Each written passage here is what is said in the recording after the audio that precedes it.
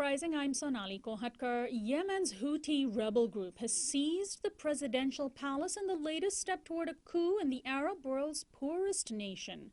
After taking control of the capital Sana'a last September, the Shiite rebels from the northern part of the country are cementing their political control.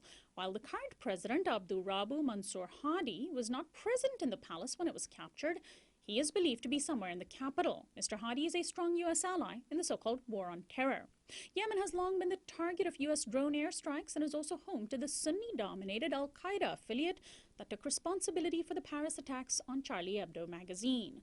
The Houthis oppose both al-Qaeda in Yemen and the U.S.'s influence on the central government. My guest is Tom Finn. He writes for Middle East Eye. He's a former editor at the Yemen Times and a freelance reporter for The Guardian and Reuters. He's lived in Sana'a for a number of years, and he reported extensively on the uprising that ended the 33-year rule of Ali Abdullah Saleh.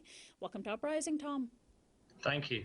Well, the Houthi leader has said that it is not their intention to immediately depose President Hadi, but they have a set of demands for him that, if left unmet, could have serious consequences. What, in your opinion, is actually happening? Are we witnessing a coup? Well, there's been a lot of discussion and debate about whether this is a coup or not. I've heard people describe it as a slow motion coup. As you mentioned earlier, the Houthis have really been in control of Yemen for over 6 months now. They took over the capital in the space of a few hours back in September of last year, and since then have been spreading throughout the country. They control a port, 2 government-run newspapers, hospitals, ministries, and they've also deposed the prime minister. So it's a bit of a question of semantics whether it's a coup or not. They are really now the kingmakers of Yemen, and the ball is very much in their court.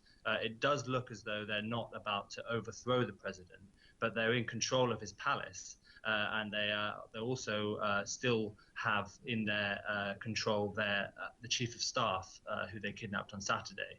So they are, by all means, into purposes, running the country now. So